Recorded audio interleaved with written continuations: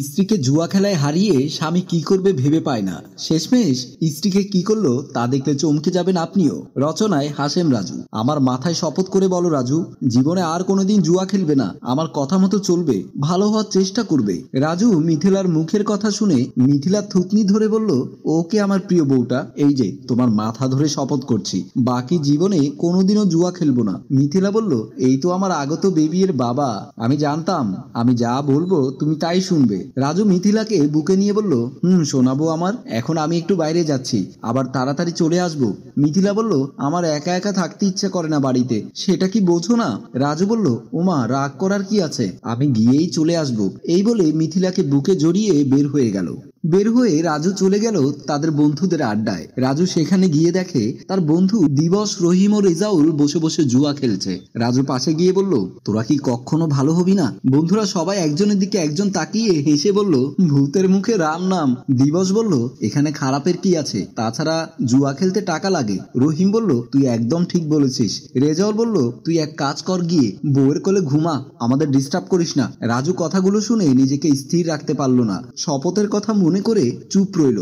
বন্ধুরা সবাই রাজুকে ইগনোর করে সেখান থেকে উঠে অন্য কোথাও চলে যাচ্ছে। তারা একটু যেতেই রাজু বলল, কার কত দম আছে, আমার সাথে খেলতে আয়। দিবস বলল, আমি খেলবো তোর সাথে। তারা সবাই খেলতে বসে, কিন্তু এবারের খেলায় দিবস ও রাজু। দিবস বলল, বন্ধু আমি খেলতে পারি, কিন্তু টাকা নগদ দিতে হবে। রাজু বলল, তুই আমার প্রিয় বন্ধু, নগদে দিতে না পারলে তুই যা চাইবি তাই দেব।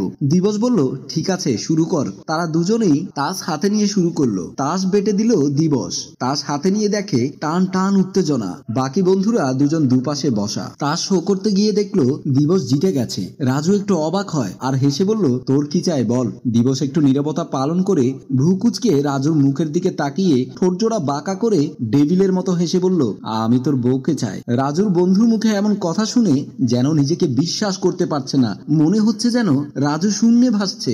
দিবস বলল, কিরে বোবা হয়ে গেছিস কেন? রাজু ধ্যান ফিরে বলল, ধুর, দুষ্টুমির একটা লিমিট থাকে। দিবস বলল, দুষ্টমি কেন হবে, আমি সিরিয়াসলি বলছি। রাজু বলল, তুই কি পাগল হয়ে গেছিস? ও তোর ভাবি, আমার বউয়ের কথা বলছিস তুই?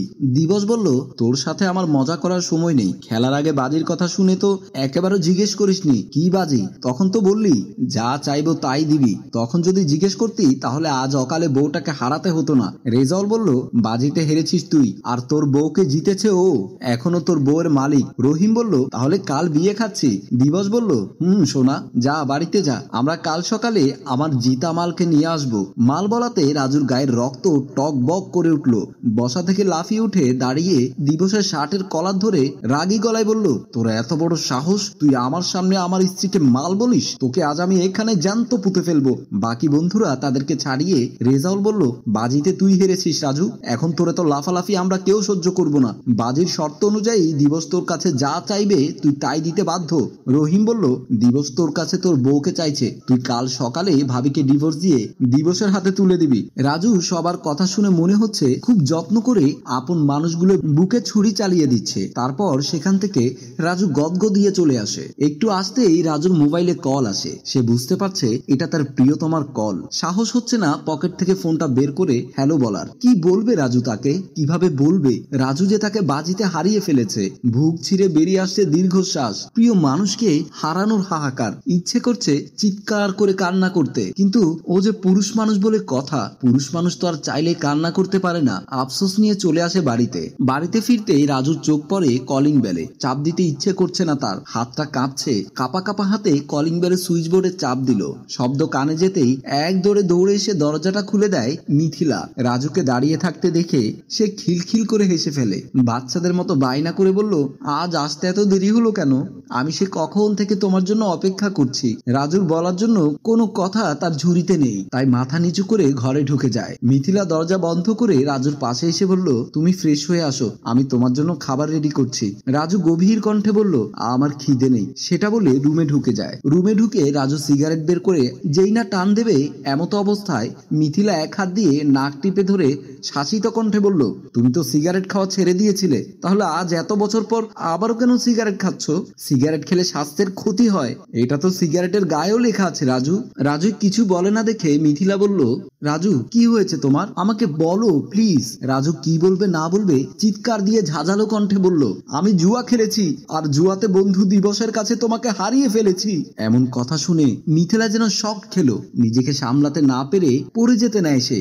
রাজু মিথিলাকে ধরে হাত বাড়ালে সে তার হাত দিয়ে সরিয়ে গভীর কণ্ঠে বলল, আমাকে টাচ করার অধিকার আপনি হারিয়ে ফেলেছেন মিস্টার রাজু। শেষমেশ কিনা আপনি আমাকে নিয়ে বাজি খেললেন। ছি, আপনি আমাকে এতটা নিচে নামাবেন কখনো ভাবিনি। তারপর কান্না করতে করতে বলল, আমি যাচ্ছি তোমার বন্ধুর কাছে। মিথিলা রাগ করে এত রাতে বের হয়ে গেল।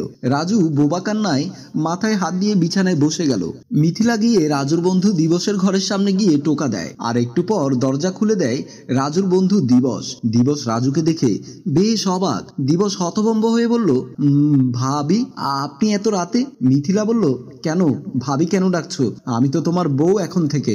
রাজু তো জুয়া খেলে আমাকে হারিয়ে তোমাকে তুলে দেওয়ার কথা, তাই আমি শুনেই নিজে থেকে চলে আসলাম। দিবস বলল, ভাবি যা বলেছেন ভেবে বলছেন তো? মিথিলা বলল, কাল হলে তো তাই হবে। দিবস বলল, ভাবি আমি আসলে রাজুকে শুধরানোর জন্য এসব করেছি, কারণ ও বিয়ের আগে যা করেছে এখনো বিবাহিত, এসব ওর সাথে যায় না, তাই ওকে শিক্ষা দিতে এরকম করতে বাধ্য হলাম। মিথিলা কথাটা শুনে বেশ চমকে যায় আর বলে, তোমার মতো বন্ধু যেন সকলের হয়। ধন্যবাদ ভাই তোমাকে, আজ থেকে তুমি আমার আপন বড় ভাই। দিবস বলল, ভাবি। মিথিলা বলল, ভাবি কেন, আমি কি বোন হতে পারি না? দিবস বলল, ও সরি বোন, চলো তোমার শ্বশুর বাড়িতে চলো, রাজুকে একটা শিক্ষা দিয়ে আসি, ও কিন্তু তোমাকে খুব ভালোবাসে। মিথিলা বলল, চলো, তবে পরবর্তী সব দায়িত্ব কিন্তু তোমার। তারপর তারা দুজনেই বের হয়ে আসে রাজুর বাড়িতে। রাজুর রুমে ঢুকতে দেখে রাজু রুমে বসে বসে কান্না করছে। মিথিলার দিবস কাছে আসতেই রাজু উঠে বলল, তোমরা? দিবস বলল, আমার বোনকে তার স্বামীর কাছে দিতে আসলাম। রাজু বলল, মানে? দিবস বলল, মানে আজ থেকেও আমার বোন, তার যদি কোনো অযত্ন হয় তোকে কিন্তু ছাড়বো না। রাজু বলল, কিন্তু আমি যে ওকে হারিয়ে ফেলেছি। দিবস বলল, এই সব কিছু তোকে শিক্ষা দেওয়ার জন্যই করেছি, যাতে বাকি জীবনে আর জুয়া না খেলিস। তুই বিয়ে করেছিস, দায়িত্ব আছে তোর, নিজের ব্যবসায় মন দে। রাজু দিবসকে বুকে নিয়ে বলল, তুই আজ থেকে আমার ভাই। মিথিলা বলল, না উনি আমার ভাই, তোমার ভাই হলে তো আবার আমরা ভাই বোন হয়ে যাব। দিবস এসে বলল, তুই আমার প্রাণের বন্ধু আর মিথিলা আমার বোন। আজ থেকে তোদের সুন্দর সংসার দেখতে চাই, আর সামনে তাড়াতাড়ি একটা আমার ভাগিনা না হয় ভাগ্নে উপহার দিবি। তিনজনেই হেসে ওঠে, আর এখানেই সুন্দর একটা এন্ডিং হয়। সম্মানিত ভিউয়ার্স, আমি হাশেম রাজু। সংসারের দায়িত্ব কিন্তু সকল পুরুষদের আসল কর্ম, তাই নিজের বউ আর সংসারে সময় দিন, বউকে ভালোবাসুন। এমন বন্ধু কিন্তু সকলের হয় না। বেঁচে থাকুক বন্ধুত্ব। গল্পটি পরিচালনায় রেজাউল কবির চৌধুরী, প্রযোজনায় মঞ্জুর মোর্শেদ।